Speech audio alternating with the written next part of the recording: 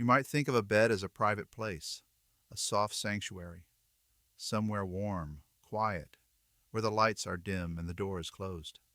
But in the Middle Ages, a bed wasn't always yours. It wasn't always soft. And privacy, that was a luxury few could afford. Let's begin in a small village, not in a castle, not even in a town, but in the world of the average peasant. Their home was likely a one-room hut, walls made of wattle and daub, with a thatched roof that leaked during rain. There were no separate bedrooms, no curtains, no locks. The bed, if they even had one, was a wooden frame stuffed with hay, straw, or leaves, and it was shared. That's the first thing you have to understand. Medieval people didn't sleep alone.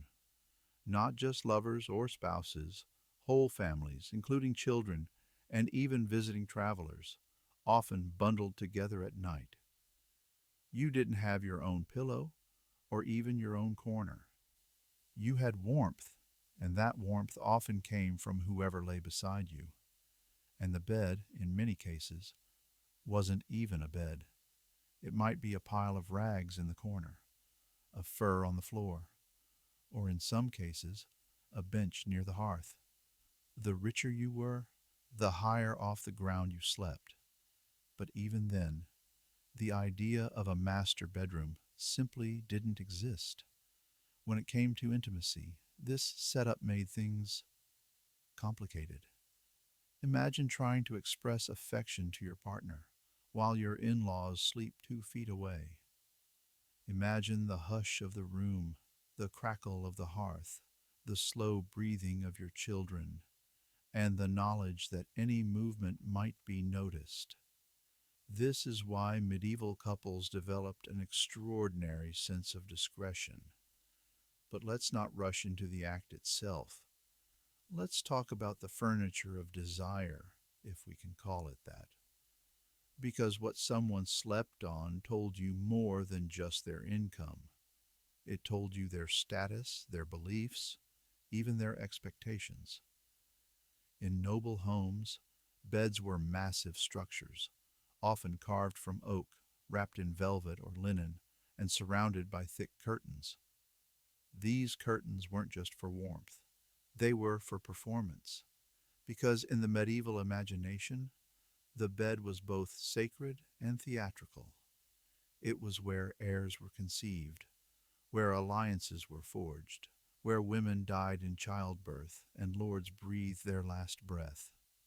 Life happened here. Death, too. When a nobleman married, the first night in bed was not always private. Witnesses, sometimes even priests, might stand nearby to bless the union, or at least confirm it occurred. This wasn't just embarrassing, it was expected. The physical act was proof of legitimacy. The bed was a contract. Now imagine trying to relax under those conditions. But not all bedding was ceremonial. In monasteries, beds were deliberately hard and cold, sometimes just wooden boards with a thin layer of straw. The idea was to remove comfort, to resist temptation, because too much softness was thought to inspire impure thoughts. Even the shape of the bed mattered. Some medieval beds were shockingly short, not because people were shorter, but because they slept half sitting, propped up by pillows or bolsters. Why? Because lying flat was associated with death. Upright sleeping was considered healthier, more spiritual, and perhaps less inviting for carnal indulgence. But if the bed was so public, so uncomfortable, how did anyone ever feel romantic? Here lies one of the great paradoxes of medieval life. Intimacy had to find a way. Maybe it was during festival nights, when ale flowed and sleeping arrangements grew looser. Maybe it was in the early morning, before the rest of the house stirred. Or maybe, in the rarest cases, it was in the hayloft, far from prying eyes, with only the sound of owls and wind through thatch. In medieval inns, strangers often shared beds. You could pay for a spot, half a mattress, a blanket if you were lucky, and find yourself curled beside someone you didn't know. It might be an old merchant, a toothless drunk, or just maybe a charming traveler. There are accounts of friendships, romances, even quick affairs sparked from nothing more than proximity. Because in the dark, in the quiet, in the exhaustion of a long journey, warmth sometimes led to more. Let's linger for a moment on the sound of a medieval night, the crackle of wood, the wind through the wooden shutters, the slow, rhythmic breathing of others beside you, and sometimes the unmistakable creak of a bed frame and all that it implied. For medieval people, there was no Netflix and chill, no scented candles, no privacy. What they had, if they were lucky, was a moment of stillness in a room of noise, and that made desire more complicated, but not impossible. By now, you might be wondering, if intimacy had so little privacy, did people still crave it the way we do? The answer is yes, but it looked very different. In many medieval households, bedding wasn't about comfort. It was survival. The act of sharing warmth during cold seasons was essential, and within that practicality, affection occasionally bloomed, but not without consequence. Let's step inside a modest merchant's home in the 14th century. A family of 6, perhaps more, tucked into a 2-room dwelling. The parents might sleep behind a wooden screen if they could afford one. Otherwise, they curled together beneath coarse blankets while children slept nearby, often in the same bed. There are court records from rural England describing young men and women being caught lying together under suspicious circumstances. But what's more fascinating than the punishment is the frequency, because proximity made opportunity. The bed, such as it was often the stage for whispered courtship. A young couple, forced by custom to be chaste, might sneak a moment in a shared sleeping space, not necessarily to consummate anything, but to brush fingers, exchange quiet words, or feel the warmth of being next to someone you weren't supposed to. These moments were dangerous, but that danger made them electric. For those who worked in service, in manors, castles, and noble houses, the sleeping arrangements were often dictated by rank. Servants sometimes slept in hallways, on straw mats, or beneath tables. If they were high-ranking, they might share a bed with others of similar status, and among them, the lines between duty and desire could blur. There are written complaints from noblewomen accusing their ladies' maids of entertaining company after dark, and sometimes the noblemen themselves were the visitors, because where there is power there is temptation, and where there is proximity there is vulnerability. We can't forget that medieval beds were also political tools. When 2 kingdoms allied through marriage, it wasn't enough for a contract to be signed. The union had to be consummated, that is, witnessed.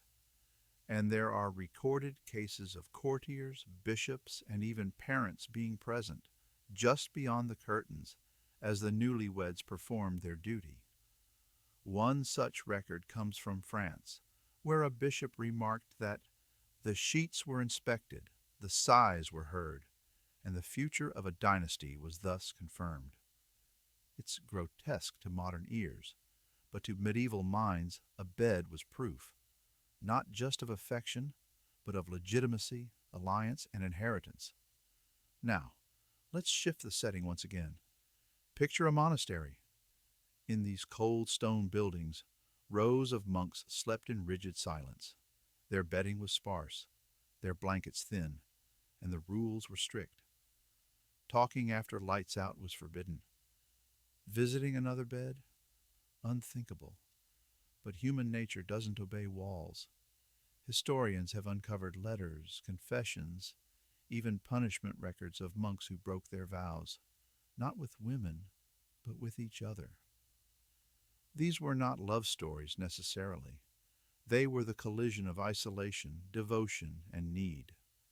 In one such account from a German monastery, a monk wrote, "I prayed for strength, but the cold was deep, and so was the ache." Even in the most ascetic places, the body remained a battlefield. In village inns, where rooms were shared and beds were narrow, sleep was never truly restful. A traveler might find himself next to a stranger, and in some cases that stranger was not sleeping. There were complaints of thieves crawling into beds, of women soliciting favors, and of drunken snoring that kept everyone awake. One English law from the 15th century even fined innkeepers who allowed excessive proximity of limbs in common bedding. But how do you police dreams? We now know that where people sleep influences how they feel. And medieval people, too, experienced that strange liminality, those midnight moments between sleep and wakefulness, where fantasy and fear intertwine. Perhaps that's why many medieval love poems mention beds not as places of comfort, but of tension, the longing for space, the fear of being seen, the ache, wanting more than warmth. And yet, they also speak of joy. One 12th century French ballad describes a young woman lying beside her lover while her parents sleep nearby. The line reads, "Though the night was crowded, my heart was alone with him." That's what the bed meant for many, a temporary rebellion against the world's rules. Today, when we think of a bed, we think of solitude, of plushness, of silence. But to the medieval mind, the bed was a noisy, shared, restless place, a space where deals were made, secrets whispered, and sometimes hearts opened. And this uncomfortable, tangled, breath-warm arrangement was the foundation of all the intimacy that would follow. Because before there was love, there was a bed. And in that bed, someone was always watching. You're alone in your room. The door is shut. The lights are low. You scroll through your phone in silence, maybe glance at a clock, knowing no one is watching you. But what if someone always was? In medieval Europe, privacy, as we understand it, simply did not exist. There were no rooms of one's own, no sanctuaries behind walls. Even kings were watched when they dressed, ate, and slept. For peasants and townsfolk, the idea of being completely alone was both impractical and suspicious. Let's go back once again to the world of the common folk. A medieval peasant's house was not built for solitude. It was built for warmth, for function, for survival. Most families lived in a single-room home where the hearth, livestock, cooking, and sleeping all coexisted. The chickens clucked in the corner. Children dozed beside aging grandparents. And somewhere in the center, beneath a patchwork of blankets, two parents huddled, trying somehow to be more than just warm. Intimacy, if it happened at all, had to occur in whispers, in shadows, or under the cover of exhaustion. No locked doors, no "honey, the kids are asleep." Just the creaking floor, the scent of damp hay, and the constant awareness that someone, anyone, could be awake beside you.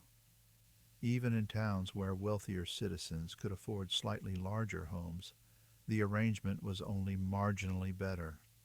Walls were thin, beds were still shared, and stairs, if present, squeaked like rats. There are accounts, so many of them, of people overhearing their neighbors at night, moans, laughter, arguments, prayers. And in such a world, where everything was heard, nothing was truly secret. This lack of privacy bled into every part of life, not just the bedroom. Bathing, for example, was often public. Communal bathhouses were common throughout Europe, especially in Germany and the Low Countries. Men and women bathed together, not necessarily for intimacy, but for cleanliness and conversation. Of course, not all bathhouses were innocent. Some evolved into places of flirtation and later scandal. By the 14th century, many church authorities began condemning them as dens of sin, but they remained popular because sometimes sharing hot water was the only warmth a person got in winter. And then there's the chamber pot, a crude ceramic bowl kept under the bed or in a corner of the room, used by everyone when nature called. No flush, no scent blockers, no door to close. You relieved yourself next to the bed where your mother slept, or your cousin, or your wife. Medieval people were practical, not prudish. They didn't blush at bodily functions, but that doesn't mean they didn't crave discretion. They just rarely had the means. Let's now visit a castle. Surely you think the nobility had better arrangements. They had servants, space, and money. Surely they had privacy. But here's the truth. The higher you climbed in social rank, the more you were seen. Noble women were rarely alone. They were attended by ladies-in-waiting who dressed them, bathed them, and even helped with private matters. Noblemen, too, had pages and squires hovering around them at nearly all times. The king? The king could not even go to the toilet alone. In fact, there was an official position known as the groom of the stool, a noble who assisted the monarch during his most personal moments. His job was not only to manage the king's hygiene, but also to note down what he said during those vulnerable minutes. Because what a man says when seated in humility might reveal more than what he says at court. Intimacy then became a performance, something navigated through ritual and timing. A noble couple might have a shared bedchamber, but not necessarily for affection. In many cases, they kept separate beds, even separate wings. Yet even then, nothing was guaranteed to be private. Letters were intercepted, messages read aloud, servants gossiped, and so when a nobleman wanted to meet his lover in secret, he had to be clever. There are stories of countesses hiding behind curtains, of young knights bribing guards for a moment by a lady's bedside, of queens sending coded letters with metaphors so tangled, only their intended lover could decipher them. One such letter, from a 14th century French duchess, reads, "The moonlight touched my pillow as I dreamed of figs and silk. Come before the rooster cries." Poetic, but not very secure, because at every turn someone was listening. If the Middle Ages had a motto, it might have been this: everyone is always watching, even when they weren't supposed to be. Medieval villages were tightly woven communities.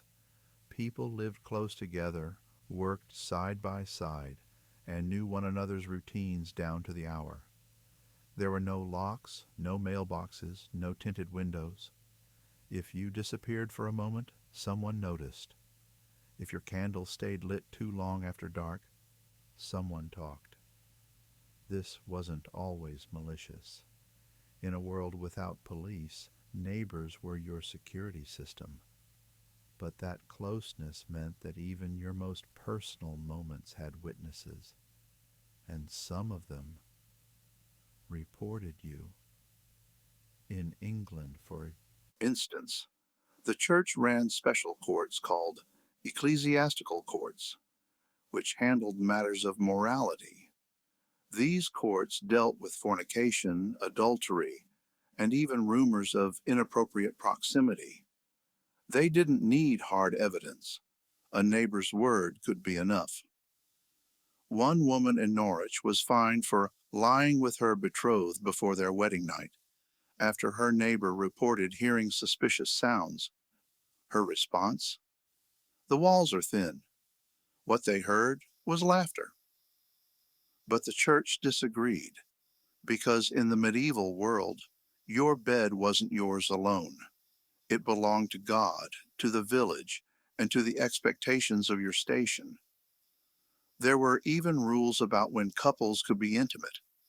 The church forbade lovemaking on Sundays, holy days, during Lent, Advent, and nearly half the calendar.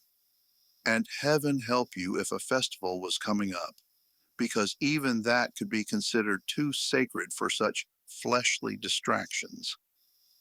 Some historians have joked that medieval couples had about 80 safe days a year for intimacy, and even those were frowned upon if done with too much enthusiasm. So, what did people do? They found ways. In rural areas, lovers sometimes escaped to the hayloft, far from the eyes of their parents and priests.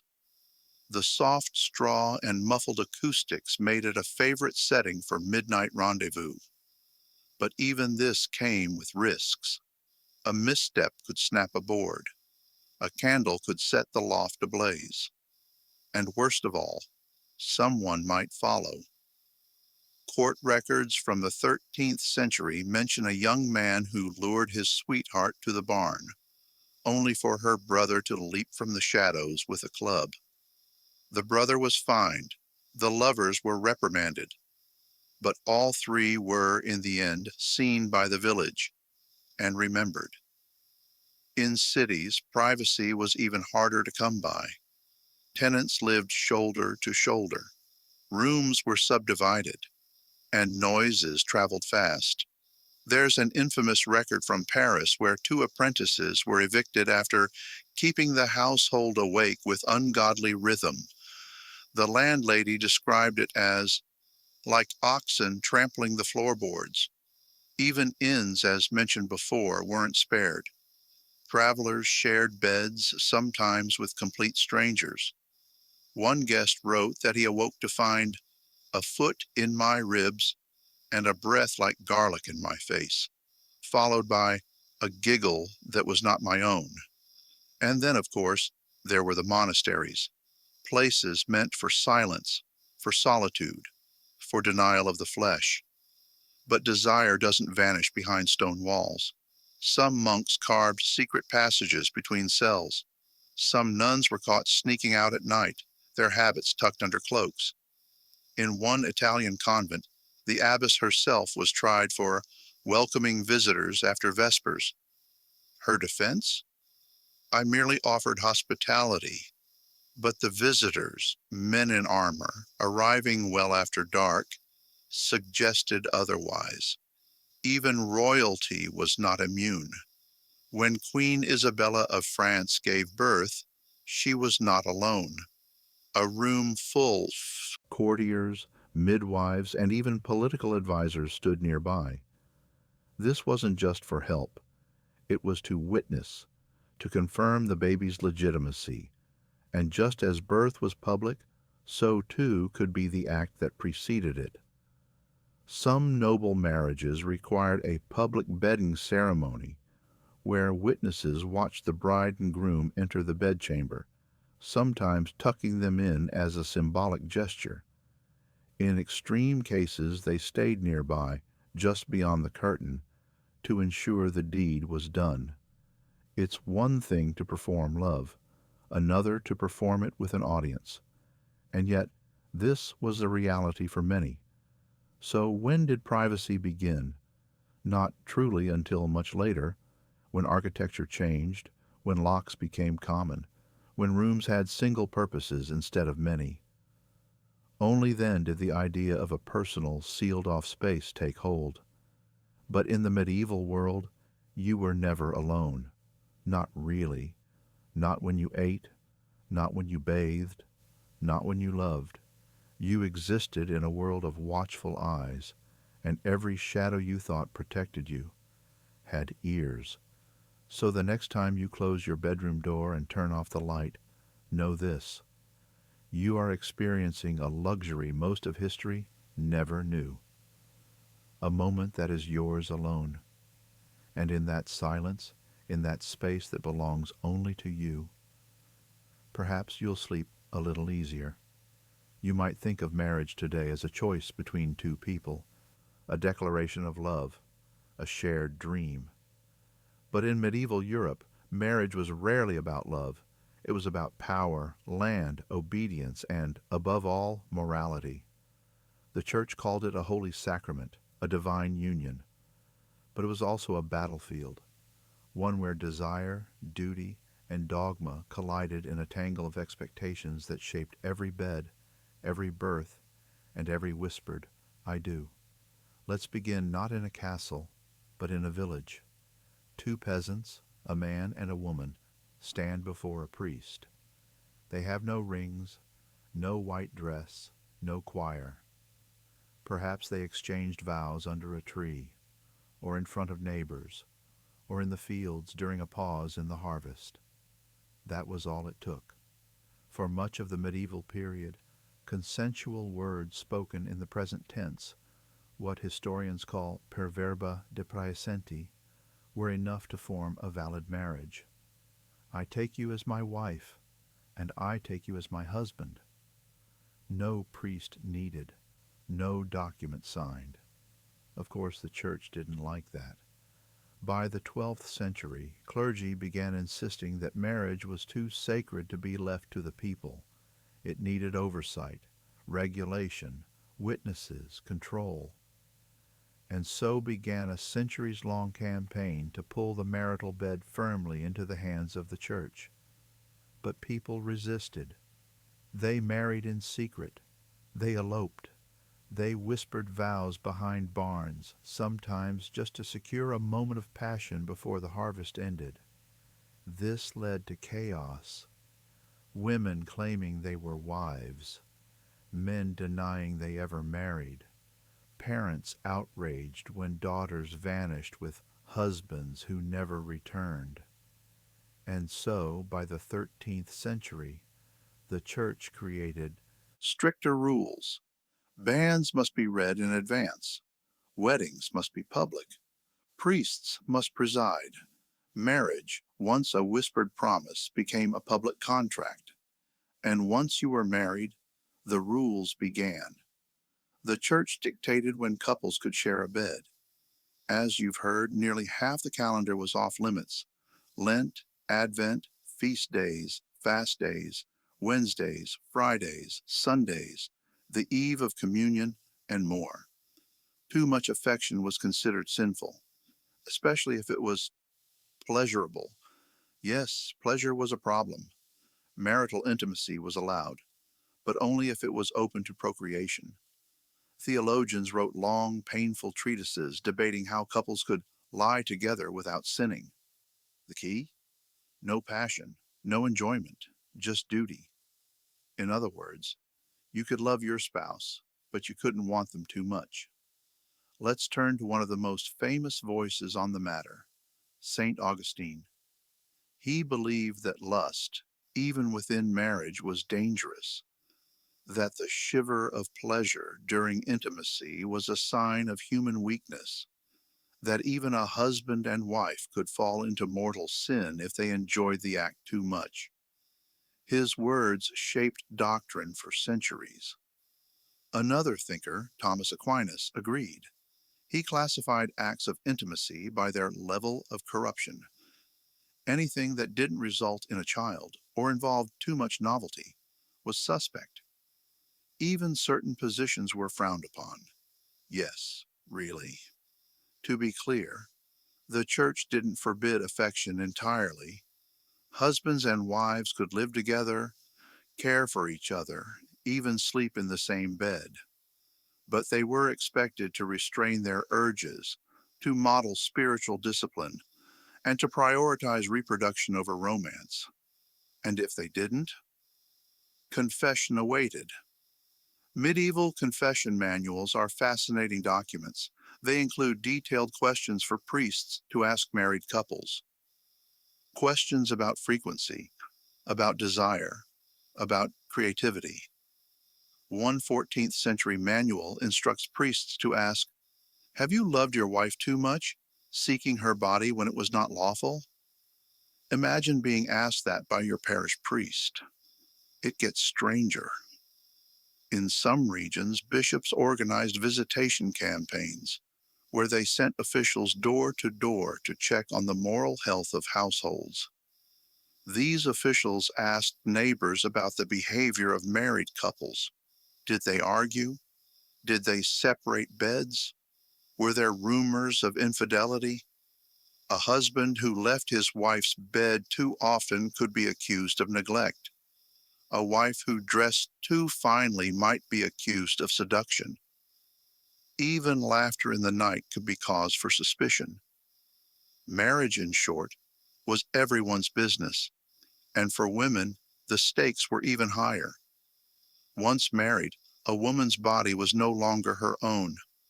The law called it the marital debt, a duty to provide access to her husband. Refusing could lead to legal complaints. In some cases, courts ordered wives to return to their husbands' beds under threat of punishment. This wasn't affection. This was obligation. But strangely, the rules cut both ways. A husband, too, could be found guilty of denying his wife intimacy. The church believed both spouses owed one another the debt, and if a man refused to fulfill his role, the wife could seek annulment, or worse, expose his impotence publicly. One case from 15th century France records a woman who demanded a trial by inspection. A panel of matrons examined her husband. Their conclusion? He was unfit for union. The marriage was dissolved. No pressure, right? If you think modern marriages are complex, spare a thought for the medieval couple who met on their wedding day. Because in the world of arranged unions, love came later, if it came at all. Marriage among the upper classes wasn't a romance. It was a transaction, a deal struck between families, sometimes when the bride and groom were still children. The goal? Consolidate land, secure alliances, increase dowries, and, in many cases, control bloodlines. A nobleman might marry off his daughter to a distant cousin, not for affection, but for access to a river, a vineyard, or a border fortress. And once the contract was signed, the couple had no choice. In one account from the 14th century, a girl of just 12 was wed to a baron 3 times her age. She wrote in her diary, "I saw him only once before the church, and after, he smelled of wet fur." Love was not guaranteed, but obedience was, and once married, consummation was expected immediately. In fact, there was often a formal ceremony, the bedding ritual, in which family members led the bride and groom to the bed, sometimes even offering advice, prayers, or jokes along the way. In the most extreme cases, guests lingered nearby to ensure the union was completed, not witnessed in the flesh perhaps, but confirmed with stained sheets or satisfied sighs. Because a marriage that wasn't consummated could be annulled. Which brings us to a key medieval paradox. Marriage was sacred, yet dissolvable, under very specific conditions. Infertility, impotence, or failure to consummate were among the few acceptable reasons to end a marriage. But proving these claims required public humiliation, medical inspections, sworn testimony from household staff. In one German village, a husband accused of inability was brought before the court, disrobed, and given warm wine in front of officials to test his resolve. He failed. His wife was granted freedom, But let's return to those who stayed married and didn't love each other. What did they do? They endured. Some turned to religion, others to drink. Some noble women poured their passion into poetry or letters, writing to far-off lovers, to dead husbands, or to no one at all. A few had affairs, though this was risky and often punished harshly if discovered.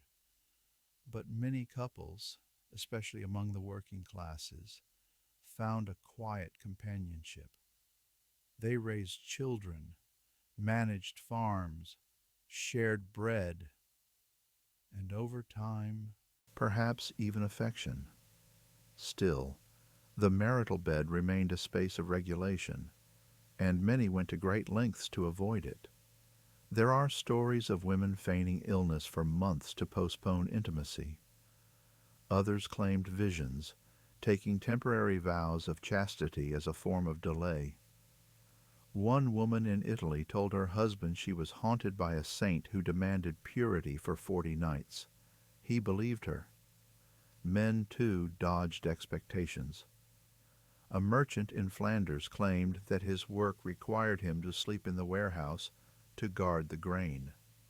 His wife later testified that he hadn't touched her in 6 years. The court fined him and ordered him home.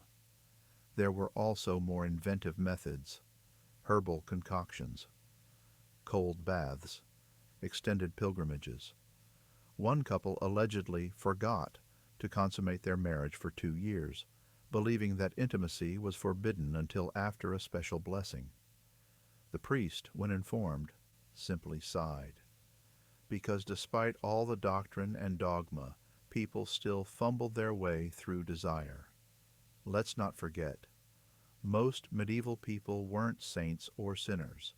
They were simply trying to survive under a church that saw every action as a potential sin and a society that placed honor in restraint. And yet, in the midst of all this control, love still surfaced. There are letters from husbands to wives filled with tenderness. "I miss your hands in the cold," one man wrote. "I sleep beside the fire and dream of the way you said my name." Another, from a soldier on campaign: "The priest says I must not think of you, but I do, and I do." These fragments tell us what the church tried to suppress, that even in arranged unions, even in loveless homes, intimacy had a stubborn way of breaking through. And sometimes love was found after the vows. There's a tale from Yorkshire of a couple married for obligation who later fell for each other slowly, over shared chores, whispered laughter, and the warmth of long winters. After 15 years, the husband carved a new bed frame as a gift. On it he etched, "Not bought, but built." Not bought, but built. That was the secret to surviving marriage under the church's grip. You followed the rules, yes, but you also found small, quiet ways to reclaim yourself, to hold a hand in darkness, to look across the table and smile, to make something sacred, even if no one believed you could. Close your eyes for a moment. Now imagine that every fleeting desire, every secret urge, every unspoken fantasy was not only known, but judged, not just by your neighbor or your priest, but by God Himself. In the medieval world, your thoughts were never fully your own. To feel lust was a danger. To act on it, a crime. And even to dream of pleasure could damn your soul. This was the spiritual terrain of medieval Europe, where pleasure was policed, desire was a demon, and the body itself, especially the body in heat, was seen as both a curse and a temptation. Let's begin where all forbidden things tend to start, in the mind. Medieval theologians believed that thoughts had weight, that sin began not with action, but with imagination. If your heart wandered, your body would surely follow. So they taught that to desire sinfully was to sin already. That meant a lustful glance, a wandering daydream, or a longing sigh could all be enough to condemn you. Monks and priests wrote long treatises cataloging dangerous thoughts. One such guide warned that a man who stares too long at a woman's ankle may wake in the night with impure dreams, and those dreams shall stain his soul. That's not metaphor. They meant it literally, because to them, the erotic dream was a battleground, a place where the devil planted seeds of ruin. The wet dream, the involuntary moan, the unconscious stirring beneath the blanket, these were not seen as accidents of biology, but as tests of faith. Young men were instructed to sleep on hard boards, to avoid warmth, to drink cold water, and avoid meat before bed, all in an effort to suppress the beast within. And the beast had a name, concupiscentia, the craving of the flesh. Church writers described it as a fire that burned in the loins and muddied the soul. They believed that even Adam, after the fall, had been cursed with this lust. That original sin lived not only in disobedience, but in the groin. And so, the body became a prison. Let's visit a monastery. A young monk, newly arrived, writes in his journal, "I cannot look at Brother Peter's lips. I pray and I bite my own. Last night I dreamt of a woman I have never seen. Her hair smelled of fire. I awoke ashamed, and yet I lingered in the warmth of the dream." This confession, though anonymous, is one of thousands. Records survive of monks flagellating themselves after impure dreams, beating their backs raw with cords soaked in vinegar. Some would fast for days. Others would walk barefoot in the snow, hoping pain would cleanse their mind. Even thinking about pleasure could lead to agony. Outside the cloister, in the everyday world, temptations were everywhere. At the marketplace, the tavern, the festival, a bare wrist, a glimpse of collarbone, a laugh too bright. These simple things stirred hearts and alarmed souls. Sermons warned women not to wear their hair loose, not to sing in public, not to lace their dresses too tight, because a man's fall might begin with her smile. Of course, this wasn't about fairness. It was about fear. Men feared their own desires, so they controlled women's appearance. Even the act of bathing was considered dangerous, not because of the water, but because the sight of skin might awaken thoughts best left asleep. In one parish, a priest wrote, "A wife who exposes her shoulder to her husband before Mass may cause his thoughts to stray from the Holy Spirit." Imagine living with that pressure. Now imagine you're a young woman. You have no control over your marriage, no private space, and suddenly you feel something, an ache, a curiosity, a desire that has no name in your language. You mention it to a midwife, perhaps, or whisper it in confession. And what do you hear in return? That it is unnatural, that it is sin, that it must be extinguished. Because medieval society had little room for female pleasure. Yes, it existed. Yes, it was felt, but it was rarely spoken of. The medical belief of the time, influenced by ancient Roman texts, claimed that women's bodies were cold and passive, that they received but did not crave, that only men experienced true lust, and when women did, it was either demonic or a sign of witchcraft. Let that sink in. Pleasure in a woman could be proof of sorcery, and many women paid the price. In trial records from the 15th century, we find countless accusations where a woman's sexual behavior, real or imagined, was used as evidence against her. One was accused of seducing married men with potions and sighs. Another was said to have danced under the moon with no clothes. A third was tried for causing dreams in boys. All of them were punished. Some were burned. Desire was not just forbidden, it was fatal. If the medieval world was obsessed with suppressing pleasure, it was equally obsessed with imagining it, because even as priests warned of lust, poets sang of it. Even as theologians condemned desire, merchants sold remedies for it. And even as women were punished for their longing, they whispered to each other of ways to feel more or feel less.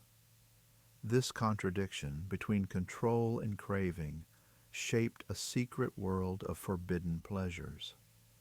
Let's start with one of the strangest survivors of that world, the love manuals. Yes, you read that right. Hidden among the dusty medical texts and religious tracts of medieval libraries are illustrated manuscripts, often handwritten, containing advice on intimacy, attraction, and yes, technique. Some were copied from ancient sources like Ovid. Others were written in the margins of anatomy books, disguised as medical notes. One such book, found in Italy, included diagrams of ideal lovers, descriptions of positions favorable for conception, and even herbal recipes for increasing desire. It was intended for physicians.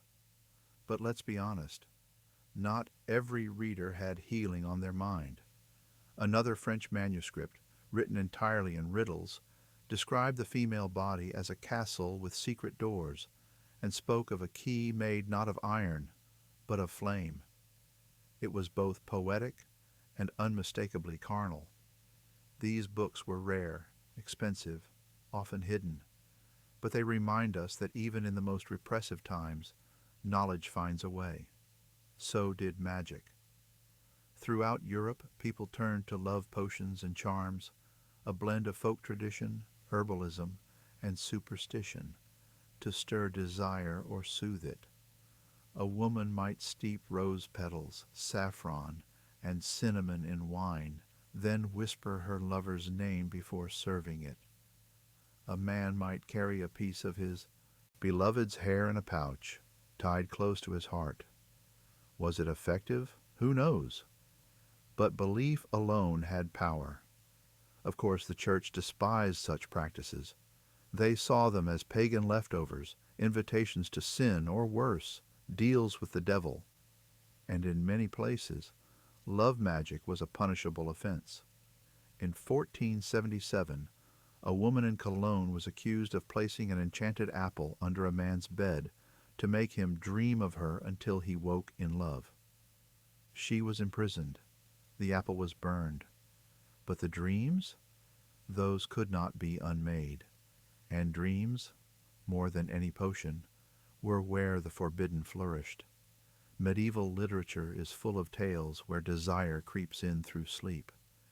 In one English poem, a young knight dreams of a lady who undresses slowly beneath a silver moon. He awakes in shame and longing. Another story tells of a widow who dreams of a visiting monk and wakes to find her bed disturbed by invisible hands.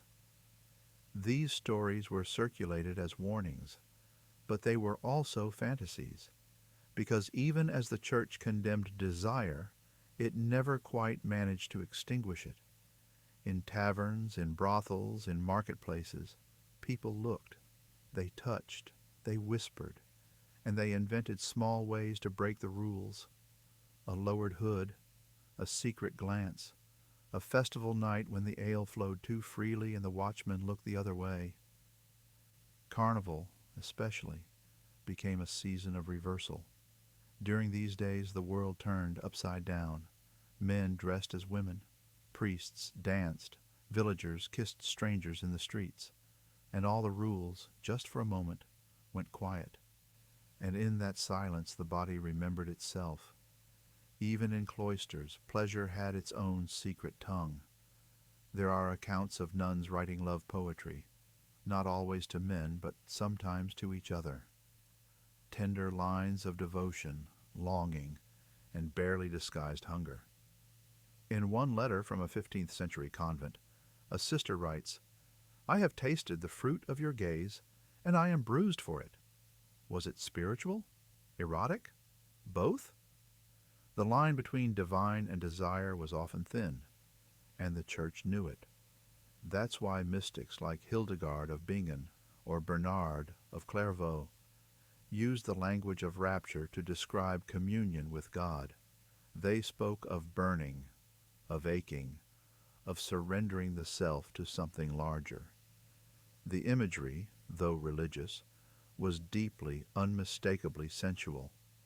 The body was supposed to be a temple, but temples have echoing chambers, and sometimes the echoes were not prayers. Of course, not all who sought pleasure survived. Many were punished, publicly, brutally. A woman caught with a lover could be shorn, paraded through the streets, or locked in a pillory.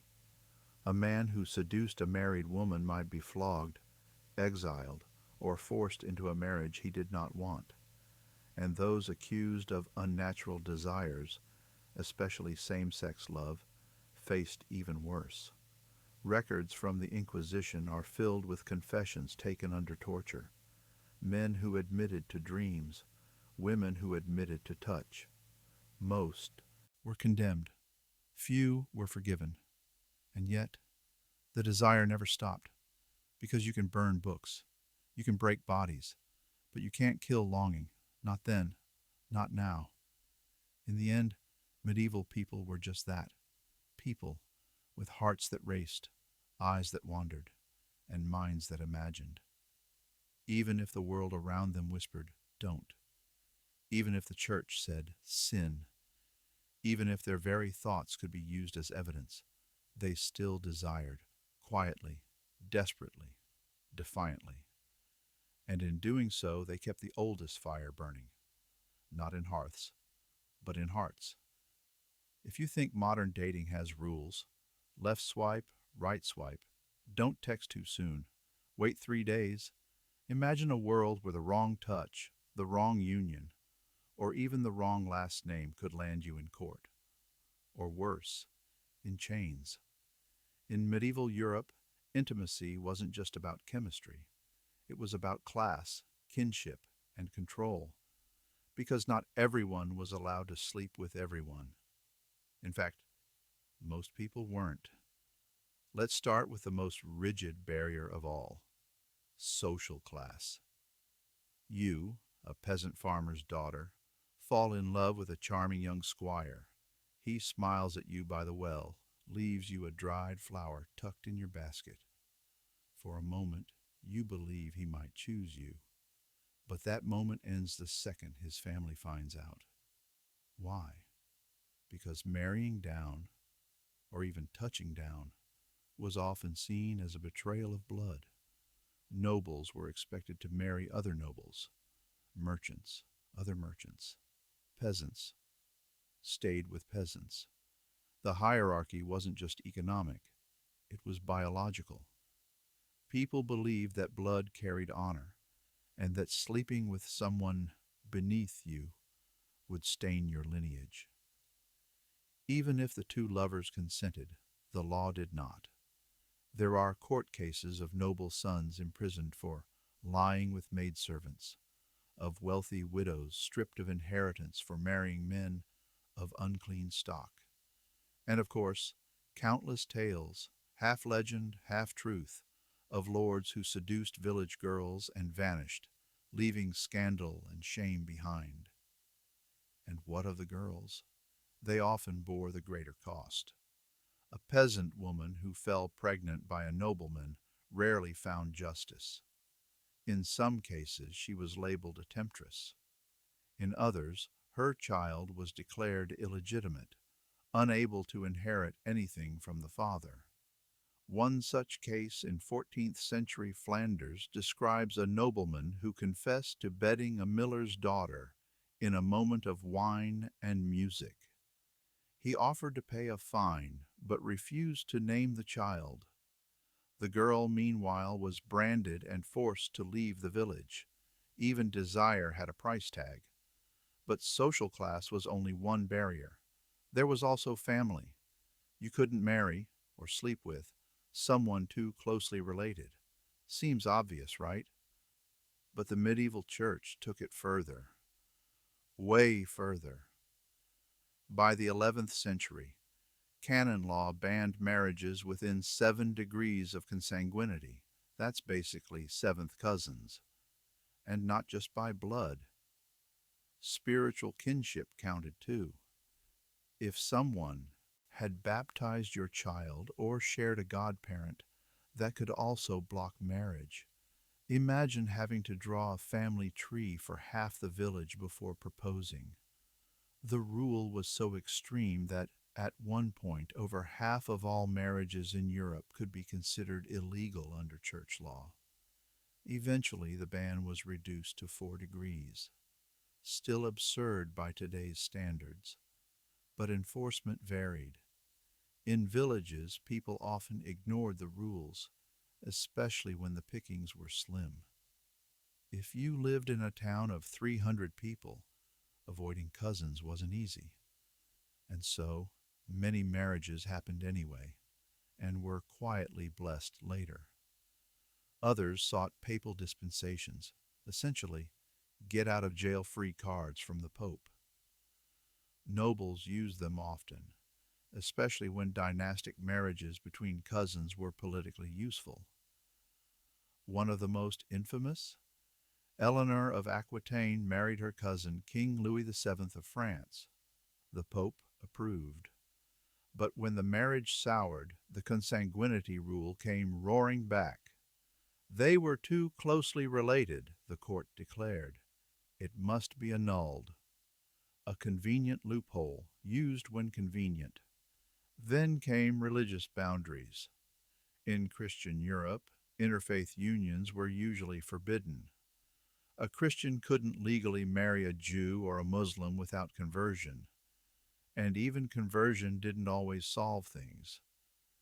Jewish communities often resisted intermarriage just as strongly, if not more, fearing the loss of tradition and identity. There were darker consequences, too. In some towns, rumors of forbidden unions between Christian girls and Jewish men were enough to spark violence. In one case, in 1290, England, a Jewish physician was executed after being accused, without evidence, of seducing a noblewoman. His body was left hanging as a warning. Love in such cases wasn't just forbidden, it was fatal. And of course there were the laws of celibacy. If you were a monk, nun, priest, or novice, you weren't supposed to sleep with anyone. Period. But, as we've seen, vows don't always silence hearts. Letters survive from young women in convents who fell in love with visiting priests, from monks who confessed to secret meetings with lay people. In one monastery, a hidden tunnel led from the cellar to the nearby village. It was discovered after 2 monks disappeared, and reappeared 9 months later with a baby. The church, horrified, launched an inquiry. The men were defrocked. The tunnel was bricked up, but local villagers continued to whisper, "The walls may close, but the body opens." And that's the truth of it. Because no matter how many rules existed, people found ways to bend them. Rules are rules, until they're not. Because in the medieval world, who you were often mattered more than what you did. While peasants and townsfolk were dragged into court for lying with the wrong person, the rich and powerful often bent the same rules and walked away untouched. Let's talk about the nobility. It was an open secret that many lords and kings kept mistresses. These women were not wives, and yet they often lived in the castle, received gifts, bore children, and sometimes wielded quiet political influence. Their relationships were, by church standards, sinful, adulterous, even scandalous. And yet, they were tolerated. Why? Because the men involved had power. King Edward III of England had a mistress named Alice Perrers, who was so influential, people accused her of speaking in Parliament through him. King Charles VI of France had multiple official favorites, each housed in their own lavish wing. Even popes, yes, popes, were rumored to keep secret lovers. One chronicler wrote bitterly, "The church forbids the flesh to peasants, but not to princes." That wasn't just poetic. It was true. If you were poor and slept with someone forbidden, you might be whipped, fined, or publicly humiliated. But if you were rich, your sins were regrettable, perhaps mortal, but not always punished. Double standards were everywhere. There were even legal exemptions for some nobles. In parts of France, local lords held the infamous droit du seigneur, the so-called right of the first night, a supposed law allowing them to sleep with a newlywed peasant bride before her husband could. Historians debate whether this was ever truly legal, but the myth alone tells us something chilling, that people believed it could happen, and that belief carried weight. In one 14th century village, a miller was accused of refusing his lord's ancient rights. The case collapsed in court, but not before the bride's family fled the town. That's the power of rumor, of social hierarchy, of fear. Then there were the gendered double standards. A woman who slept with the wrong man could lose everything: reputation, inheritance, marriage prospects. But a man? He might be forgiven with a fine, a confession, or even just a shrug. Medieval ballads often celebrated roguish men, the lusty knight, the wandering troubadour, the merchant who boasted of conquests. But women were expected to remain chaste, pure, untouched. One wrong move, and she was labeled forever. Strumpet, harlot, fallen, even if she was coerced, even if she was in love, even if he promised to marry her. There were legal remedies, yes. A woman could bring suit for broken marriage vows or seduction under false pretenses. But the burden of proof was high, and her word, without witnesses, was often not enough. So many endured in silence. And yet, in the shadows of these restrictions, people kept finding each other. There are letters between lovers signed only with initials, poems hidden beneath floorboards, messages smuggled in baskets of bread. One peasant girl in 15th century Bohemia carved her name and her lover's into the beams of a church roof, a place no one would look unless they were fixing the tiles. Their initials are still there, and sometimes the forbidden turned into legend. In Spain, a noblewoman fell in love with her Moorish tutor. When discovered, she was locked in a tower, he banished. But for years she sang to the birds each dawn the same melody he had once played on his lute. Locals began calling the birds the mourner's choir. The tower still stands, because no rule, no matter how strict, could stop a heart from reaching out. Let's not forget, too, the queer love stories the church tried to erase. Men who fell in love with men, women who found solace in each other's arms. Their stories are harder to trace, hidden in code, buried in trial records, erased from public memory. But they existed. We know of a monk in 13th century England who was exiled after being caught writing love poems to a fellow brother. Of two women in southern France who lived as sisters for decades, sharing land, labor, and one bed. Of a priest in Rome who confessed to laying his heart before another's hands, refusing to name the person. Were they punished? Often, yes. But they also loved, and that love, forbidden though it was, has echoed through time. So what can we learn from all these rules?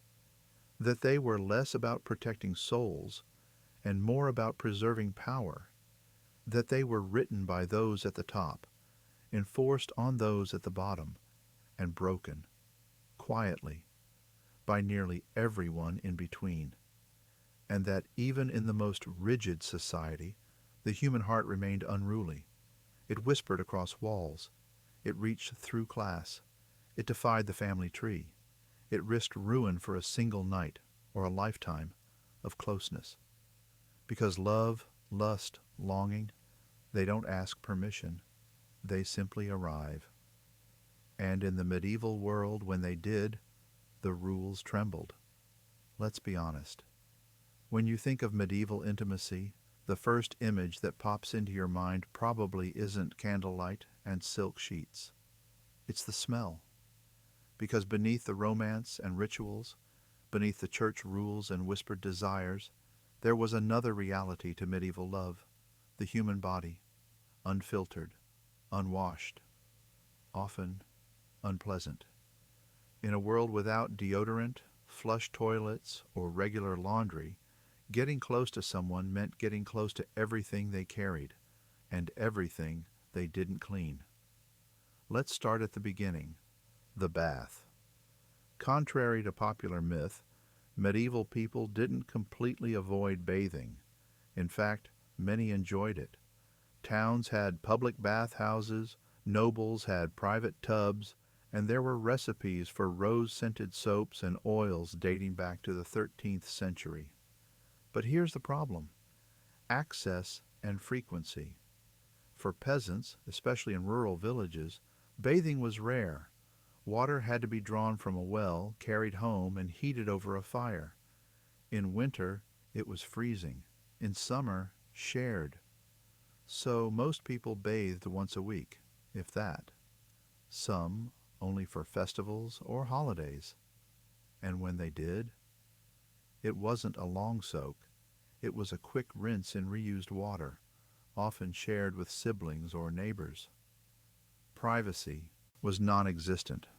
Cleanliness, relative. Your lover, then, might come to your bed smelling of sweat, smoke, livestock, and the same tunic worn for days. And yet, people still desired. Now imagine the mouth. Dental hygiene was primitive at best. Toothbrushes, as we know them, didn't exist. People cleaned their teeth with rags, salt, ashes, or even sticks. Mouthwash was sometimes made from wine or vinegar. But tooth decay was rampant. Breath was rarely fresh. One 14th century physician wrote, "To kiss with an open mouth is to court the devil's breath." Romantic, isn't it? But it didn't stop couples from kissing, from whispering, from getting close, because medieval people were accustomed to smells. Their threshold was different. What we consider foul, they considered normal. Sweat meant labor. Dirt meant life. A bit of animal dung on your boots was just Tuesday. Even the nobility, with access to perfumes and linen, couldn't escape the natural odor of the world they lived in. Let's talk about clothing. Undergarments were few. Men wore linen braies, a kind of loose shorts. Women wore shifts. These absorbed sweat but were rarely washed thoroughly, especially in winter. Heavy outer garments were brushed, not laundered, and under all those layers heat gathered. So did fleas and lice. Yes, even among nobles. There are documented cases of queens being combed for nits by their ladies-in-waiting, of kings keeping special combs to clear their beards of vermin. Lice were so common, there were poems written about them. Now imagine undressing someone, knowing their shift might carry guests. Still, passion persisted. Then there was hair. Women rarely cut it. In some regions, a married woman's hair was considered too seductive to show, so it was braided, wrapped, or hidden beneath veils. But at night, in private, hair could be unbound, flowing, sensual, and tangled. There are medieval guides advising couples to brush the beloved's hair before lying together, both to express affection and to check for lice. Not exactly a hallmark moment. Let's move on to health. Injuries were common. So were infections. Most people had cuts, bruises, missing teeth, or skin conditions. The labor of daily life, plowing, spinning, grinding grain, hauling water, left its mark. And then there were illnesses, rashes, boils, fungus. People lived with untreated infections for weeks, sometimes years. The smell of rot, the sight of sores, all were part of life, and sometimes part of love. In one account, a woman described her husband's body as nicked and knotted, but strong. She said she loved him more for each scar, because each one proved he stayed. Tenderness, even in filth. But let's not pretend it was easy. There were real dangers to intimacy, not just from disease, but from pregnancy, which was risky, even deadly. Childbirth killed many women. Some men feared it too, not for themselves, but for what it meant. More mouths to feed, more risk of death, more pain for someone they cared about. So some couples avoided intimacy out of fear. Others turned to herbal contraception, risky, unreliable, but used. Pennyroyal, mugwort, and wild carrot were known for their abortifacient properties. Midwives kept secrets, so did wives. And through it all, the body was a mystery. Without modern science, medieval people had strange ideas about how their bodies worked. They believed in humors, blood, phlegm, yellow bile, and black bile. Balance between these fluids determined health and temperament. Too much blood, you were lustful. Too much phlegm, you were cold. And passion, that was heat rising, dangerous if left unchecked. So to love someone was also to risk imbalance, to risk illness, to risk sin. And yet, people did it anyway. Let's return to a simple, forgotten truth of medieval love. Everyone smelled, not in a derogatory way, but in a very human one. Sweat, earth, wood smoke, iron, leather, milk, ale. These were the natural colognes of the age. There were no showers, no body sprays, no floral detergents. What lingered on the skin was life itself, and people learned to navigate desire through it. In fact, scent mattered. Some believed that the way a person smelled could influence attraction, that certain body odors revealed compatibility or warned against it. In a time before perfume was common, a woman might tuck dried herbs into her bodice to release a faint scent when she moved. A man might rub rosemary on his wrists before visiting a lover, not to mask the natural odor, but to mix with it. Because in the medieval world, your smell was part of your soul, and strangely, the absence of modern hygiene sometimes created a deeper kind of intimacy. Imagine undressing someone slowly, not out of impatience, but necessity. Layer by layer, undoing knots, lifting wool, peeling linen, feeling the warmth of their skin rise beneath the fabric, brushing aside hair tangled by the day's labor, hands rough with calluses tracing the curve of a familiar body. In that moment, smell wasn't the enemy. It was recognition, memory, proof that the person before you was alive, real, human. Medieval love was not sterile, it was textured. Now, let's talk about skin. You might think of smoothness, softness, polish. But for most medieval people, skin was weathered, tanned by sun, cracked by cold, scraped from chores. Hands were rough, elbows dry, knees bruised. Yet none of that stopped touch. In fact, Some medieval texts describe coarse skin as a virtue, a sign of hard work, of honesty, of truth. One farmer wrote in a love letter, "I miss the grip of your hand. It is stronger than any prayer." Even nobles weren't immune. Despite their silks and balms, they still rode horses, hunted in rain, and walked through smoke-filled halls. A princess might have pearls in her hair, but soot on her cheeks. That contrast, it made them human. And there's something else. The symbolism of washing. In medieval stories, to bathe someone was often an act of devotion. Knights returned from war were washed by their ladies. Brides were bathed by their mothers before the wedding night. Even religious rituals, like foot washing, carried erotic undertones when performed in private. Cleanliness, then, wasn't just about hygiene, it was intimacy through care. You scrubbed the grime from someone's back not because it offended you, but because it connected you. Because it said, "I see you, I accept you, and I will tend to the body that carries you." Medieval physicians understood this, in their own strange way.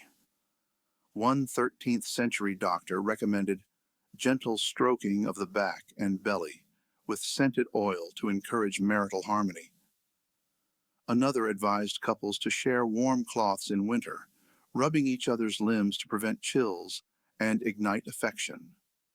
The act of cleansing could be foreplay, and yet danger always lurked. Wounds could fester, teeth could rot, diseases like syphilis, leprosy, or the French pox, as it was later called, spread quietly, visibly, and terribly. Without germ theory, people blamed hot blood, curses, or divine punishment. There were treatments, herbs, poultices, bloodletting, but little real understanding. Still, they tried. A woman might press lavender to her lover's chest. A man might crush garlic into wine and offer it as protection. A midwife might burn rosemary under the bed to chase away illness. Whether it worked or not, it meant something. Because love in the Middle Ages was not abstract. It lived in labor, in effort, in tending wounds, in combing hair, in cleaning feet swollen from work. Even the erotic was rooted in reality. Consider this scene, written in a 14th century romance. She removed his boots and laughed at his socks, soaked from the field. He blushed, but she touched his calves and said, "A man with muddy legs is a man who feeds others." Then she kissed the dirt from his knee. That isn't perfume and petals. That's real. Love in medieval times wasn't about flawless bodies. It was about forgiveness of the flesh, the acceptance of scars, of smells, of sweat. To lie with someone wasn't to pretend they were clean. It was to know completely that they were not, and to choose them anyway. So the next time you imagine a medieval couple embracing, don't imagine the fantasy. Imagine the cracked hands, the heavy air, the ache of the back after labor, the warmth of two people huddled, not for passion, but for survival, and finding passion there anyway. That was medieval intimacy, not pristine, but profound. What did it mean to love someone in the Middle Ages? Was it sacred or sinful? A gift from heaven? Or a temptation from hell? To us, love might seem like a personal emotion, a spark between two people. But in the medieval world, love was a puzzle wrapped in theology, myth, and fear. Everyone wanted it. Everyone was warned about it. And no one could quite agree what it was. Let's start with the church. According to medieval theologians, love had two faces. One was divine, pure, chaste, selfless. The other, carnal, selfish, dangerous. The first kind was caritas, charity, love of God, of community, of duty. The second was cupiditous, desire, lust, hunger of the flesh, and the church spent centuries warning people not to confuse the two. Falling in love, they said, might lead you closer to God or straight into sin. To love your spouse dutifully, to raise children, to support each other in virtue, that was good. To crave your partner's body too much, to lose sleep over their voice or smile, that was suspect. Even within marriage, the line was thin. One priest wrote, "He who desires his wife as he did before marriage sins within the bond." In other words, even desire for your lawful spouse could be sinful if it burned too hot. But outside the pulpit, something else was blooming. Courtly love. Ah, yes. The songs, the poems, the stories of knights and ladies, of secret letters and stolen glances. This wasn't just entertainment. It was a whole philosophy. Born in the courts of 12th century southern France, courtly love turned the church's ideas on their head. Where religion said desire is danger, the troubadours said desire is beauty. In these tales a noble knight pledges his heart to a lady, usually married, usually unattainable. He performs brave deeds to win her favor. She offers him a glove, a look, a word. Sometimes nothing more. Their love burns not in the bed, but in the longing, in the ache. Because in this version of love, consummation isn't the goal. Torment is. The more impossible the love, the more noble the heart. Strange? Absolutely. But medieval people found this idea intoxicating. It gave them a way to express passion without scandal, to feel deeply without falling from grace, to write poems that said everything they couldn't say aloud. One troubadour, Bernard de Ventadorn, wrote, "When she speaks, the air bends to listen. When she sleeps, my soul leaves my body. Her hand, never touched, has unmade me." This wasn't just flattery. It was a spiritual obsession, and for many it was safer than real love, because real love meant real risk of pregnancy, disgrace, punishment. But poetry? That could soar. Of course, not everyone lived in castles and wrote verses. For peasants and townsfolk, love was more practical, but still full of dreams.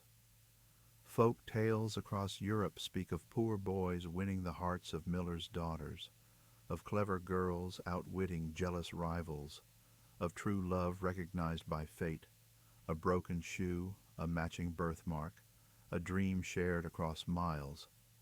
And then there were love charms. Yes, again. From the forests of Germany to the fields of Wales, people carried tokens to stir affection or test devotion. A woman might bake a small figure of dough and burn it over herbs, whispering a man's name. A man might place a coin beneath a woman's doorstep to see if she dreamed of him. Some believed that if two lovers slept with a thread tied between their wrists, their hearts would beat in time.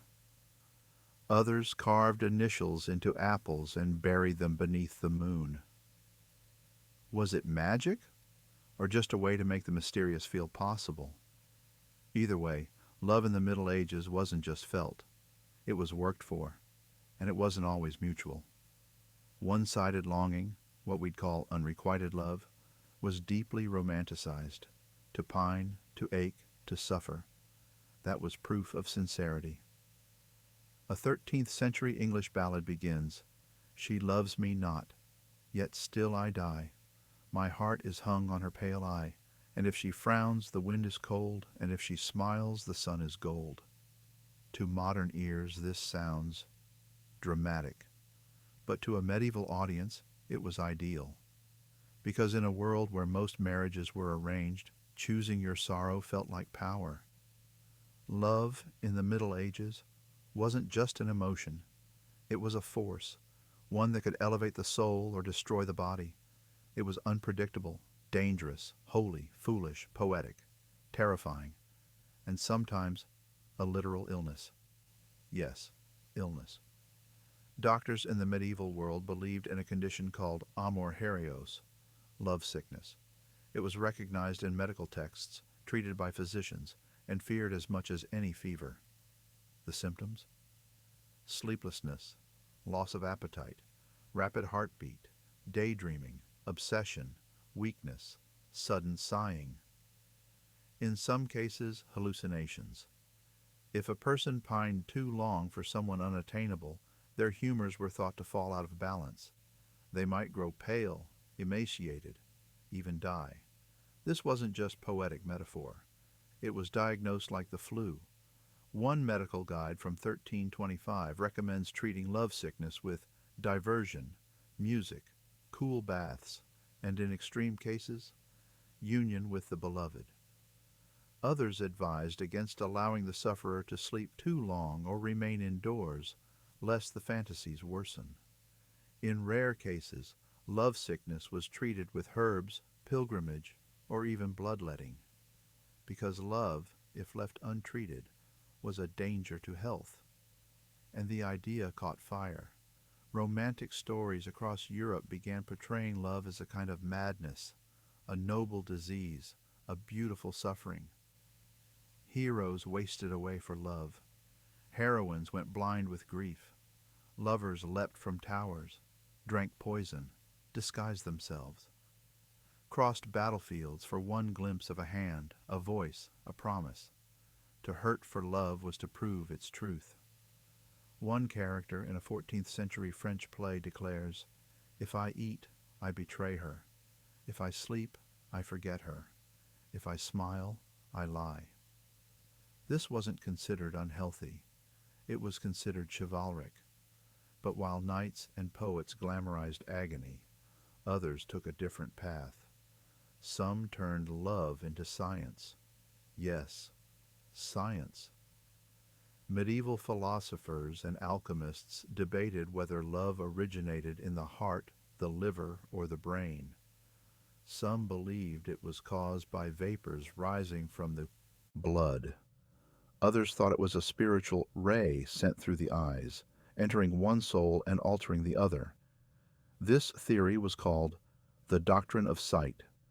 According to it, love wasn't born from touch or talk, but from gaze, a glance, a moment. When two eyes locked, a mystical beam passed between them, awakening desire. Sounds strange? Consider that the word eye-beam appears in Shakespeare, who lived centuries later, and who was deeply influenced by this tradition. Love, then, was something seen before it was felt. This also led to the belief in soulmates, not quite in the modern romantic sense, but in a mystical one. Some believed that certain souls were born from the same celestial pattern, that they were mirrored halves. If they met, their union would be electric, irresistible, and potentially catastrophic. Because fate in the medieval mind was not always kind. Two people meant for each other might still be separated by class, vows, war, or death. And yet, the belief endured. In Welsh folklore, lovers shared the same dream. In Norse sagas, soulmates were guided by ravens. In Persian tales, they bled in the same places. In Christian mysticism, they prayed the same words, without knowing. All of this made love seem larger than life, no longer just a feeling, but a destiny. And yet medieval people also understood love in smaller ways, in daily gestures, in devotion, in shared labor. A woman weaving a shirt for her husband before he rode to battle, a man planting rosemary by the window for the wife who missed her home. Two peasants rising before dawn to milk cows side by side, never saying, "I love you," but showing it in rhythm. There are letters between medieval spouses, not filled with poetry, but with deep care. One husband wrote from a distant town, "I saw a woman with hair like yours and thought I had gone mad. The rest of the day, I was no good at all." Another, from a wife, I have laid your cloak near the fire. The cat sleeps on it. It smells of you still. These fragments remind us that love wasn't only for the noble, the doomed, the poetic. It was for everyone, even those who didn't have the words for it, even those who were told not to feel it, even those who feared it, prayed against it, and yet welcomed it anyway. Because in the Middle Ages, love was never simple. It was tangled with religion, riddled with guilt, saturated with longing. But it was real. It burned behind convent walls. It slipped notes between castle stones. It stood beneath gallows.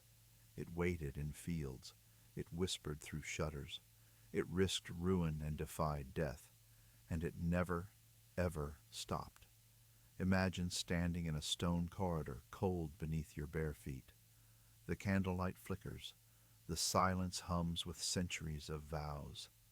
Behind you is the chapel. Before you, the cell. In your hands, Scripture. And somewhere, buried under layers of faith and fear, lies a body that still wants.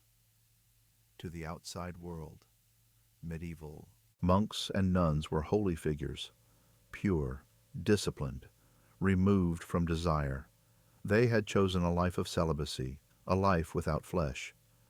But behind cloistered walls, things were far more human, because celibacy isn't a switch you flip. It's a war you fight, day after day, in thought, in dreams, in silence. Let's begin in the monastery. A monk rises at midnight for matins.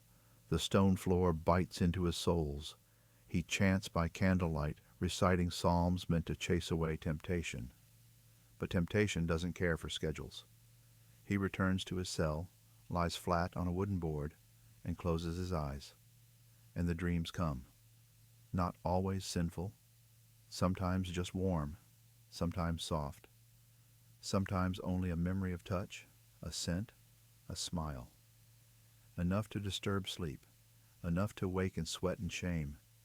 He confesses in the morning, flagellates himself, writes, "Lord, why did you give me hands if not to hold? Why did you give me eyes that remember her skin?" These words weren't rare. Medieval monks left behind thousands of confessions, journals, and letters, many of which tell the story of desire, not denial. Some monks struggled quietly, others fell. There are records of brothers sneaking out through garden gates, meeting lovers in barns or woods.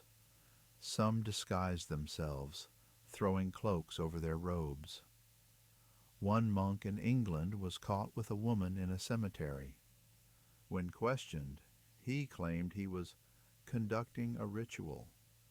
The court didn't buy it. In more extreme cases, whole communities were corrupted.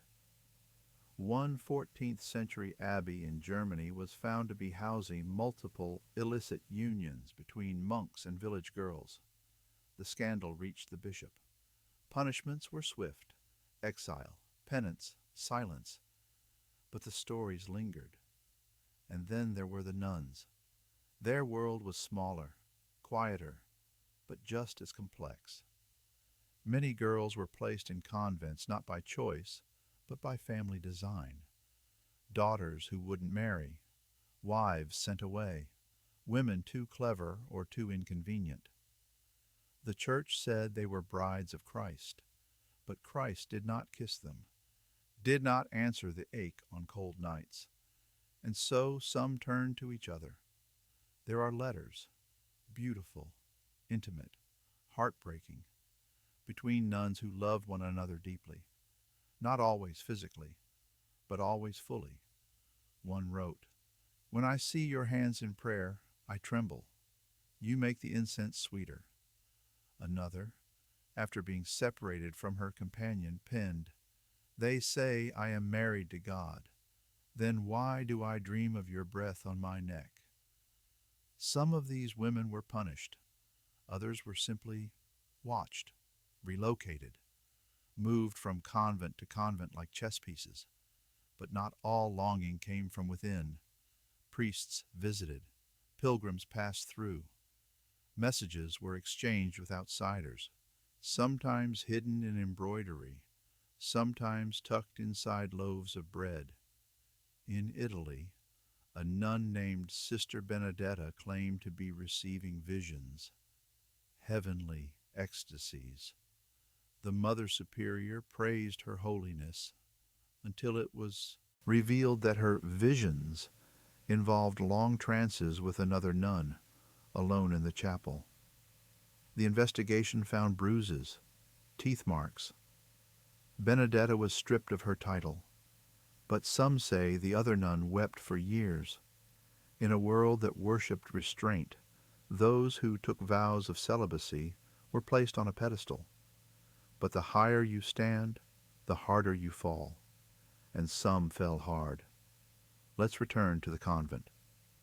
Not all transgressions were gentle letters and trembling hands. Some were tangled, chaotic, and scandalous, love triangles behind cloister walls. One infamous case comes from a Spanish abbey in the 15th century. A young novice, Sister Inez, was courted, secretly, by a visiting priest. But another nun, Sister Clara, was also in love with her. The story unfolded like a tragic ballad. Whispers, jealousy, confessions.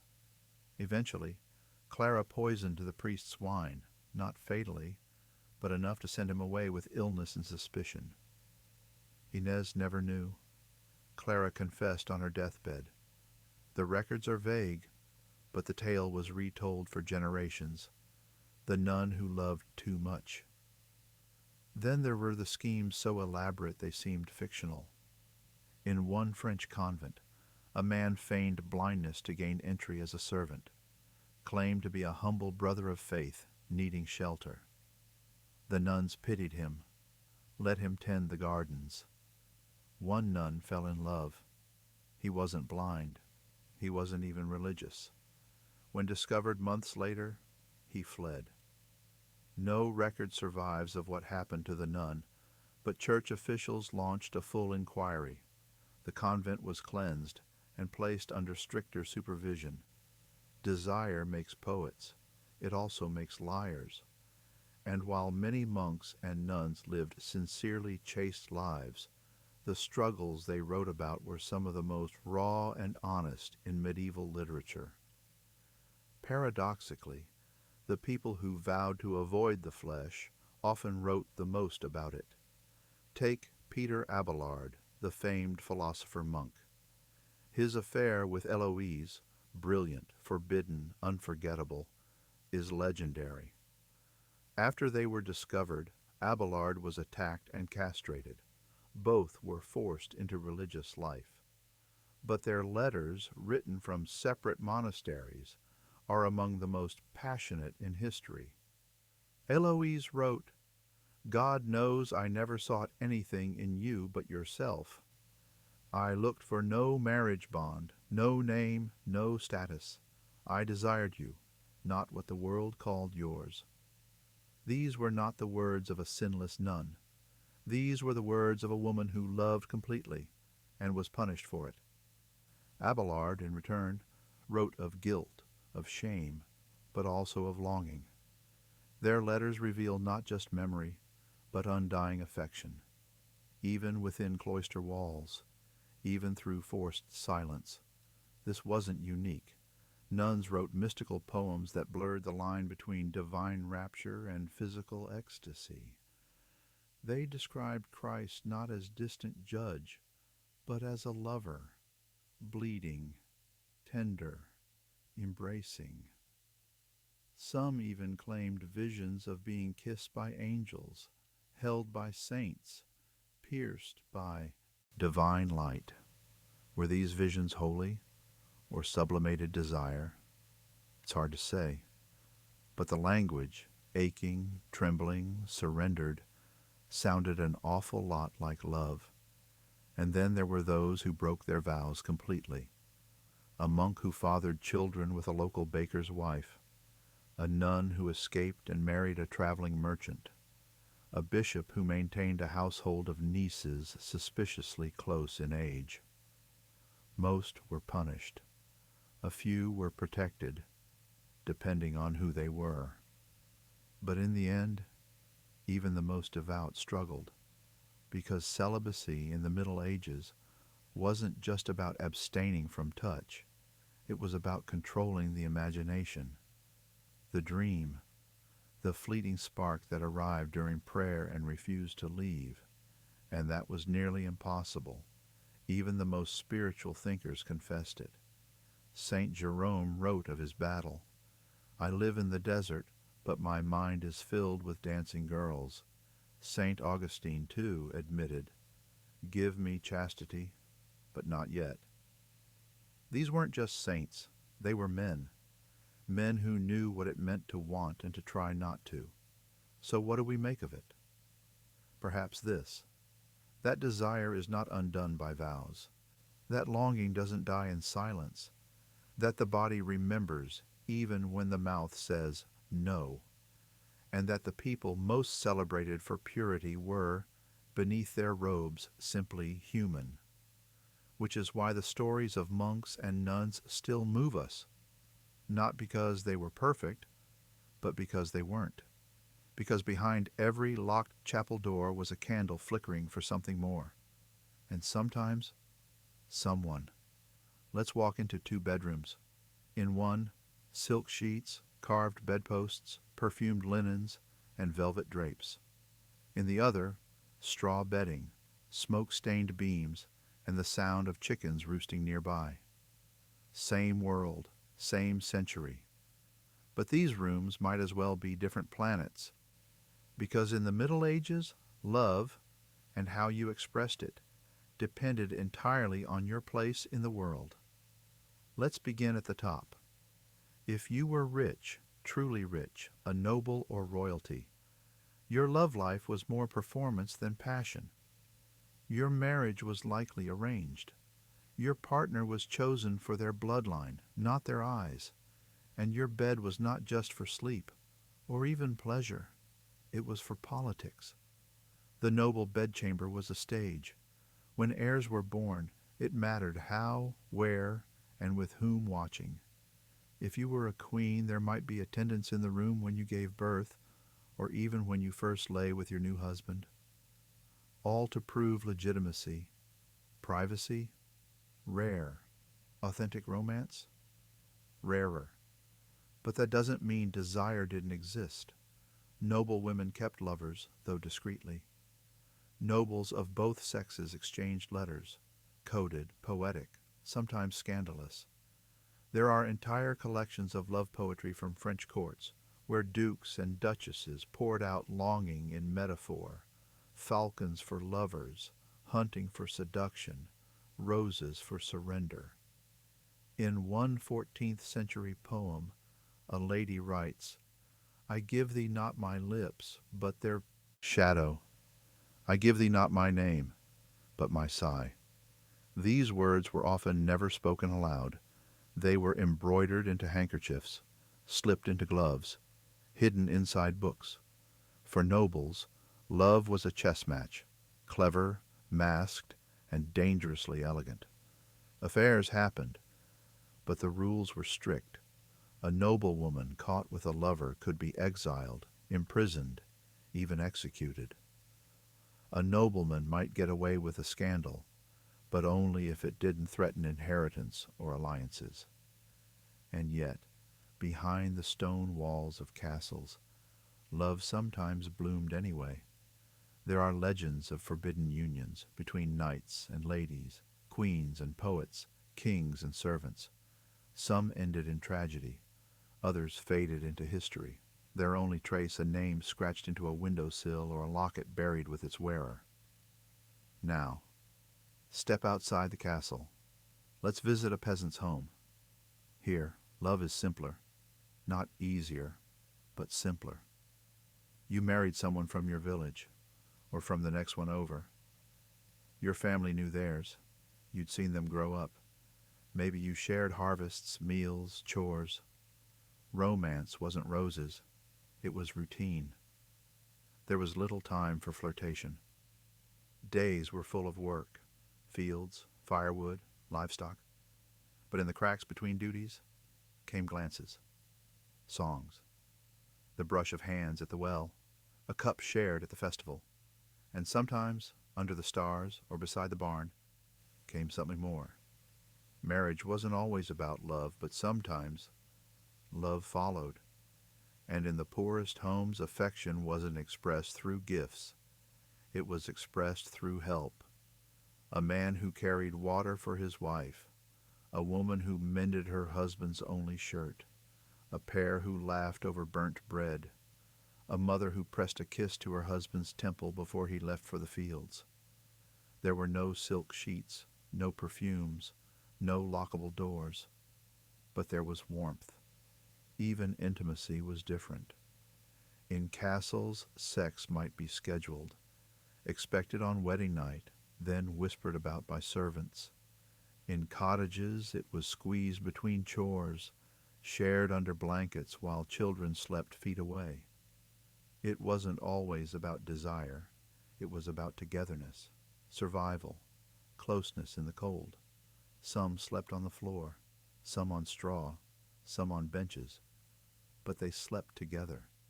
And yet poverty had its costs. Romance was often crushed by hunger. A failed crop meant empty bellies and empty beds. Childbirth was dangerous. Sickness stole partners in the night. Grief settled over love like a frost. And even those who loved deeply rarely had time to say it. No sonnets, no letters, just hands held a little longer than needed. Just soup kept warm by the hearth. Just quiet. But don't mistake quiet for absence. Some of the most enduring love stories were never written down. They were lived, carried forward in lullabies, in recipes, in gestures passed from grandmother to granddaughter. Because while the rich might have loved with flair, the poor loved with constancy. And constancy, in a hard world, was everything. Let's linger a little longer in the chambers of the rich, because while peasant love was shaped by survival, noble love was shaped by ceremony. Among the upper classes, even intimacy had a script. In some courts, couples prepared for their wedding night with ritual baths, scented with herbs like lavender or thyme. Nobles might be dressed by attendants, led to a bedchamber decorated with garlands, candles, and embroidered sheets. The bed itself was often large, ornate, and deliberately elevated, sometimes with stairs. And when it came time to consummate the marriage, they weren't always alone.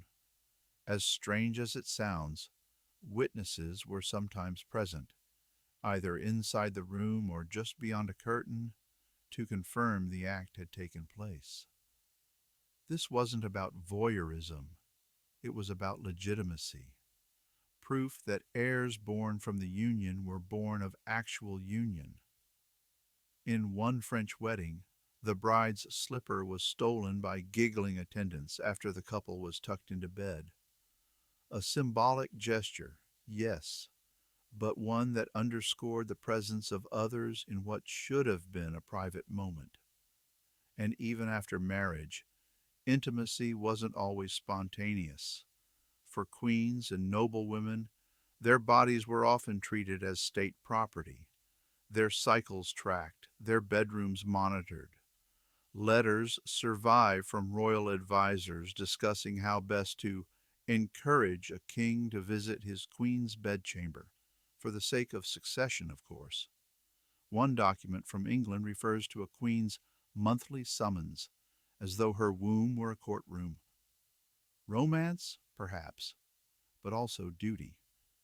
Of course, not all noble unions were cold.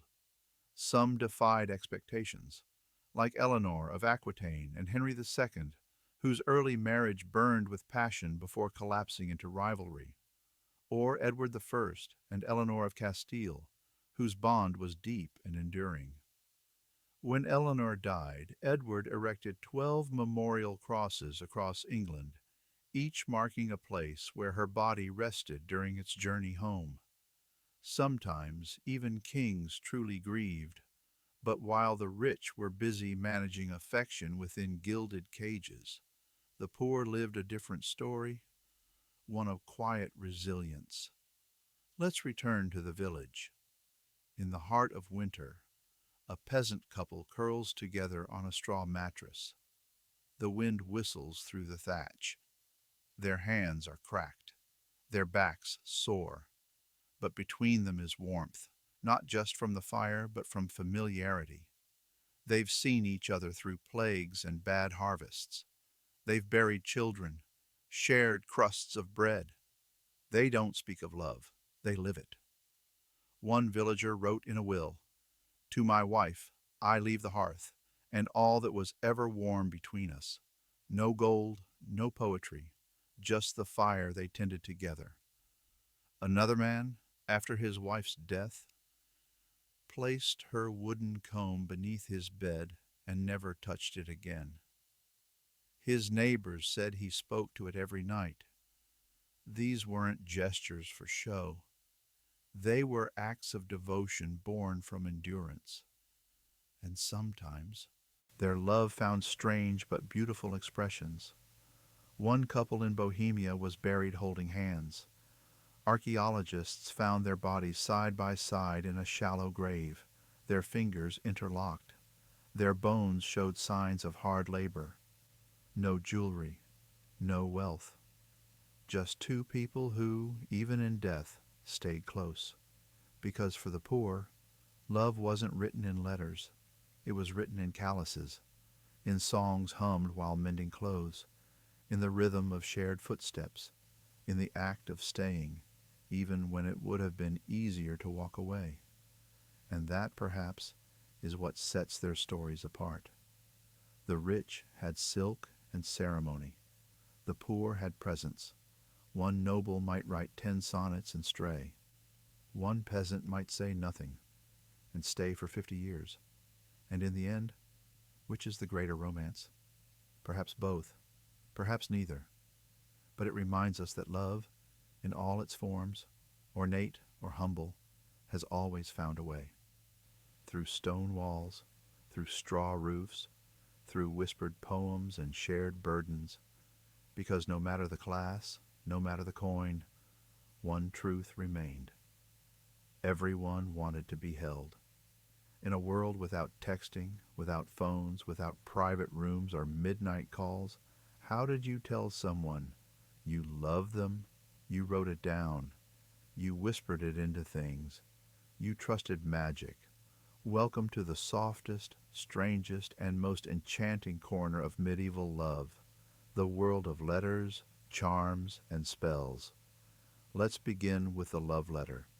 We might think of love letters as modern, but long before Valentine's cards and scented stationery, medieval people were pouring out their hearts in ink, on parchment, wood, even cloth. These weren't always flowery.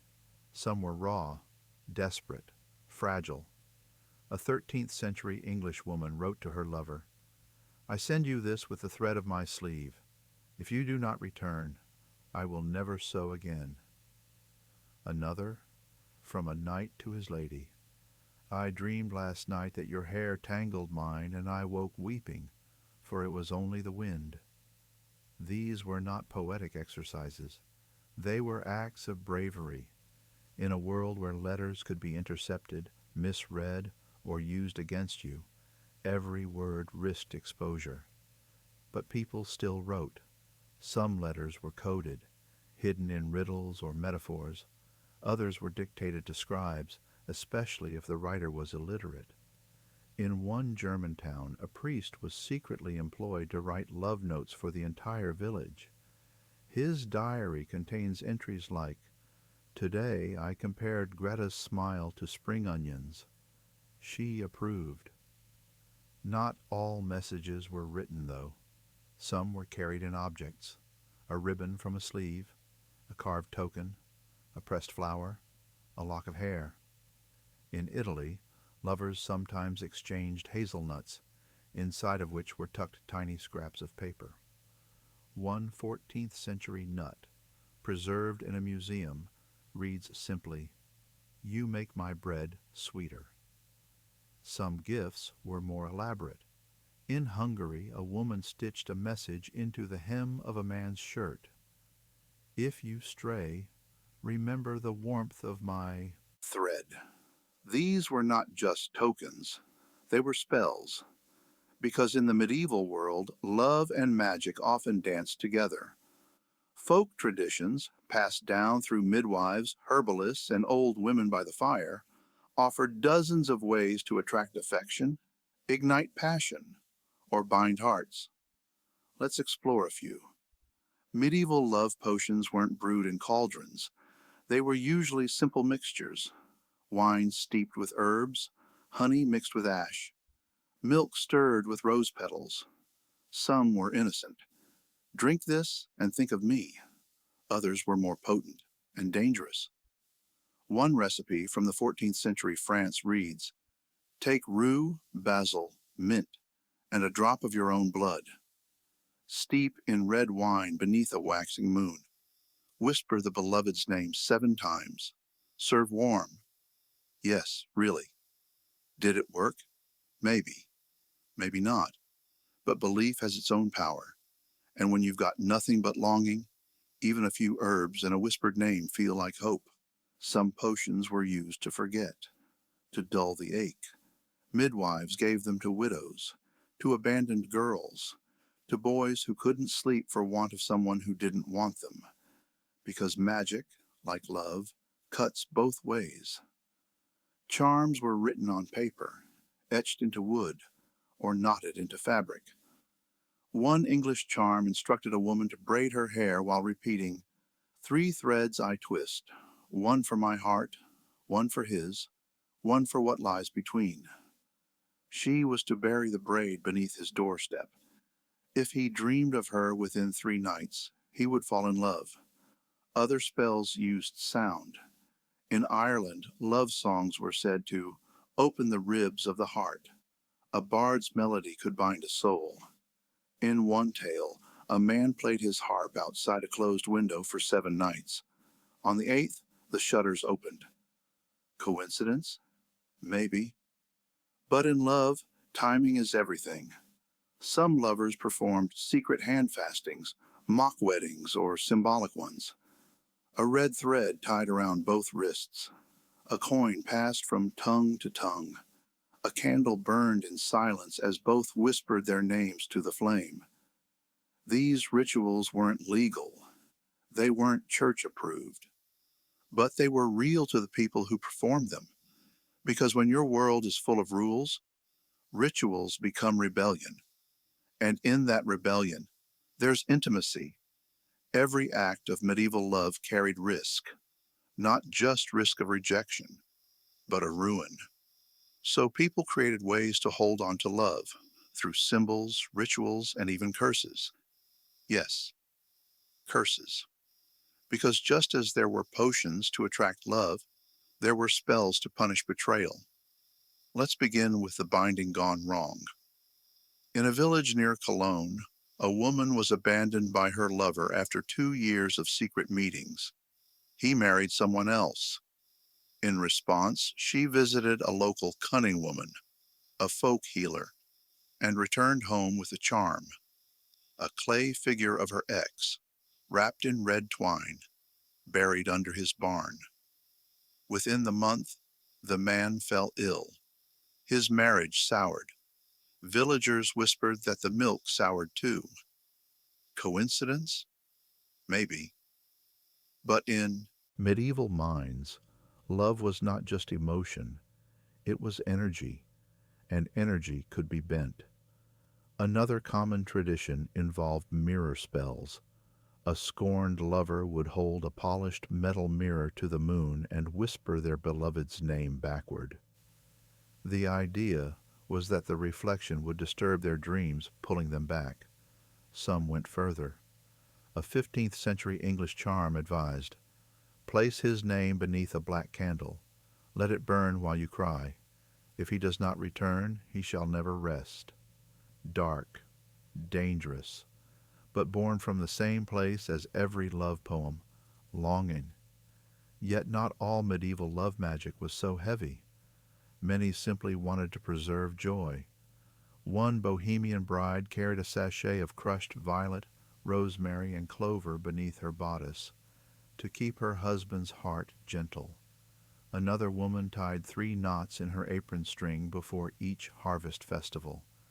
One for luck, one for laughter, one so he sees only me.